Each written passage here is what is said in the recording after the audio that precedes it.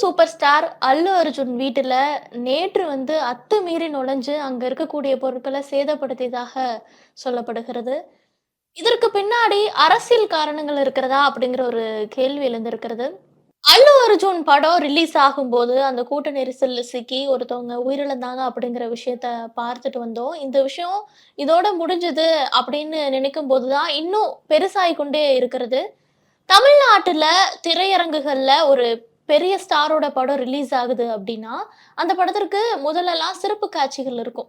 அந்த காட்சிகள்ல ஃபேன்ஸ் மட்டுமே செலிப்ரேட் பண்ணி படத்த என்ஜாய் பண்ணுவாங்க. அதன் பிறகு ஏற்பட்ட ஒரு விபத்து காரணமா, அந்த தமிழ்நாட்டுல ஃபர்ஸ்ட் டே ஃபர்ஸ்ட் ஷோவே கிடையாது. எல்லா ஷோவுமே வந்து 9 மணிக்கு தான் அப்படிங்கிற ஒரு ரூல்ஸ போட்டாங்க. ஆனா, தெலங்கானால இந்த ரூல்ஸ் கிடையாது. தெலுங்கானால 24 ஹார்ஸுமே வந்து அ படம் ஷோ இருக்கும். மிட்நைட் ஷோ அந்த மாரி ஸ்பெஷல் ஷோ அந்த மாரி தெலங்கானால அனுமதி இருக்கு. இந்த சம்பவத்திற்கு பிறகு இப்போ அந்த ஸ்பெஷல் ஷோலாம் கேன்சல் பண்றேன் அப்டின்ட்டு முதலமைச்சர் அறிவிச்சிருக்கிறாரு. தெலுங்கானா சிஎம் ரேவந்த் ரெட்டி சொல்லியிருக்கிறாரு.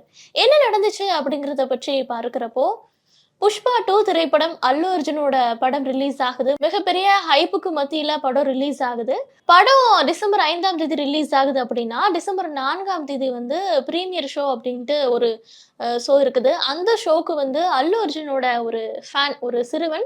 அந்த சிறுவனுக்கு 8லேருந்து ஒரு 9 வயசு இருக்கும். அந்த பையன் வந்து அல்லு அர்ஜுனோட மிகப்பெரிய ஃபேன் அப்படின்னு சொல்லப்படுது. அதனால வீட்ல இருக்கவங்க கிட்ட சொல்லிட்டு படம் பார்க்கணும் அப்படின்னு சொல்றாங்க. அவங்களும் அரேஞ்ச் பண்ணி பிரீமியர் ஷோக்கு பிளான் பண்ணி டிசம்பர் 4ஆம் தேதி 9 மணிக்கு அந்த படம் வந்து ஸ்டார்ட் ஆகுது. அந்த படத்துக்கு போறாங்க. ஆனா அதுக்கு முன்னாடியே அ அல்லு அர்ஜுனனோட ரோட் ஷோ அங்க நடக்குது. மிகப்பெரிய கிரவுடு, ஃபேன்ஸ் வந்து அல்லு அர்ஜுன பார்த்தோனயும் உற்சாகம் அடைகிறார்கள். அந்த மாரி கத்திட்டு, கூச்சலிட்டு அந்த இடமே வந்து ஒரு நெறையா கிரவுடு நிரம்பி இருக்கு. அந்த சமயத்துல அந்த கூட்ட நெரிசல்ல சிக்கி ரேவதி, அதாவது அந்த சிறுவனனோட அம்மா அந்த இடத்திலேயே உயிரிழந்துடுறாங்க. அந்த சிறுவனும் வந்து அடிபட்டு அந்த இடத்திலேயே மயங்கி விழுந்துடுறாரு. அந்த சிறுவன் இப்போ ஹாஸ்பிட்டல்ல அட்மிட் பண்ணி கோமால இருக்கிறதாக சொல்லப்படுகிறது. இந்த மாதிரி இந்த பிரச்சனை, இந்த ஒரு உயிரிழப்பு அல்லு அர்ஜுன் தான் இதுக்கு காரணம் அப்படின்னு நெறையா தரப்பு ஒரு செட் ஆஃப் பீப்பிள் வந்து சொல்லிட்டு வராங்க. ஒரு செட் ஆஃப் பீப்பிள் என்ன சொல்றாங்க அப்படின்னா, இதற்கு எப்படி அல்லு அர்ஜுன் காரணமாவாரு? கூட்ட நெரிசல்ல சிக்கி அவங்க உயிரிழந்ததற்கும் அல்லு அர்ஜுனுக்கும் என்ன சம்மந்தம் இருக்கு? இதுக்கு அல்லு அர்ஜுன் காரணம் இல்ல அப்படின்னு ஒரு செட் ஆஃப் பீப்பிள் சொல்லிட்டு வராங்க.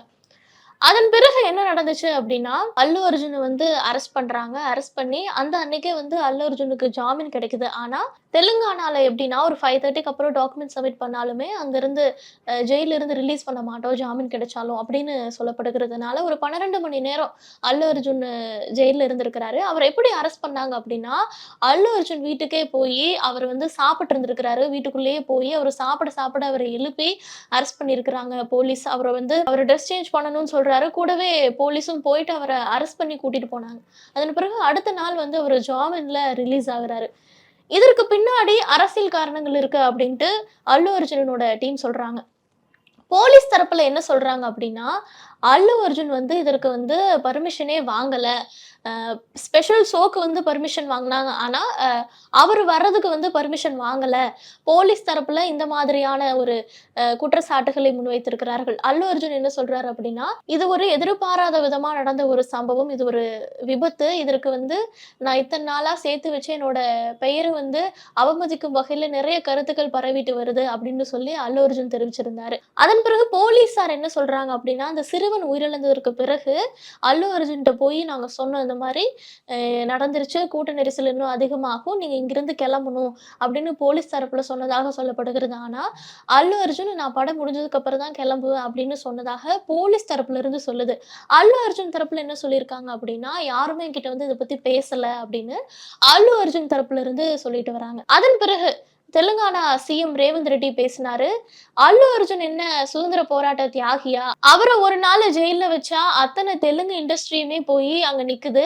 இதுவே அந்த உயிரிழந்த குடும்பத்த பத்தி யோசிச்சீங்களா? அந்த அம்மாவ பத்தி யாருமே கேட்கல. அந்த சிறுவன் எந்திரிச்சு அம்மாவ பத்தி கேட்டா என்ன பதில் சொல்றது? அத பத்தி யாருமே பேச மாட்டேங்கிறீங்க. பெரிய ஸ்டார் அப்படின்னா எல்லாத்துக்குமே சட்டம் ஒண்ணு தான் அப்படின்னு ரேவந்த் ரெட்டி தெரிவிச்சிருக்கிறாரு. இது எப்படி போயிருக்கு அப்படின்னா, அல்லு அர்ஜுன் வெர்சஸ் ரேவந்த் ரெட்டி அப்படிங்கிற மாரி மாறி இருக்கு. இதனால அல்லு அர்ஜுன் மீண்டுமே கைது செய்யப்படுவாரா? அப்படிங்கிற ஒரு கேள்வி எழுந்திருக்கிறது. ஏன்னா, ரேவந்த் ரெட்டி என்ன சொல்றாரு அப்படின்னா, சட்டம் வந்து எல்லாருக்குமே ஒண்ணுதான். அது பெரிய ஸ்டாரா இருந்தாலும் சரி, யாரா இருந்தாலும் சரி, குற்றம் குற்றம் தான் அப்படின்ட்டு அவரு தரப்புல இருந்து சொல்லப்படுகிறது. அல்லு அர்ஜுன் தரப்புல என்ன சொல்லப்படுகிறது அப்படின்னா, போலீஸ் என்கிட்ட இத பத்தி எதுவுமே பேசல அப்படின்ட்டு அவங்க டீம் சொல்றாங்க. இத்தன பிரச்சனை தெலுங்கானால நடந்துட்டு இருக்கு. நேற்று அல்லு அர்ஜுன் வீட்டுல அத்துமீறி நுழைஞ்சு ஒரு மாணவர் அமைப்பினர் தாக்குதலை நடத்தி இருக்கிறார்கள். இதற்கு பின்னாடி அரசியல் இருக்கா? அப்படிங்கிற ஒரு கேள்வி இன்னைக்கு எழுந்திருக்கு. அதற்கு காரணம், அந்த மாணவர் அமைப்பில் இருக்கக்கூடியவர்கள் ரேவந்த் ரெட்டியோட இருக்கக்கூடிய புகைப்படங்கள் வெளியாகி இருக்கிறது. இதனால அல்லு அர்ஜுனுக்கும், ரேவந்த் ரெட்டிக்கும் ஏதாவது பிரச்சனை இருக்கிறதா? இல்ல அல்லு அர்ஜுன் அரசியலுக்கு வரப்போறாரா? அவர் அரசியலுக்கு வரனால ரேவந்த் ரெட்டி இந்த மாரி பண்றாரா? அப்படின்னு நெறைய பேச்சுக்கள் சுத்தி எழுந்துட்டு இருக்கு. இத பத்தி நீங்க என்ன நெனைக்கிறீங்க? உங்களோட ஒப்பீனியன் என்ன? அவங்க இறந்ததற்கு அல்லு அர்ஜுன் தான் காரணமா? அவர அரெஸ்ட் பண்ணது சரியா? அப்படிங்கிறத கமெண்ட் செக்ஷன்ல சொல்லுங்க.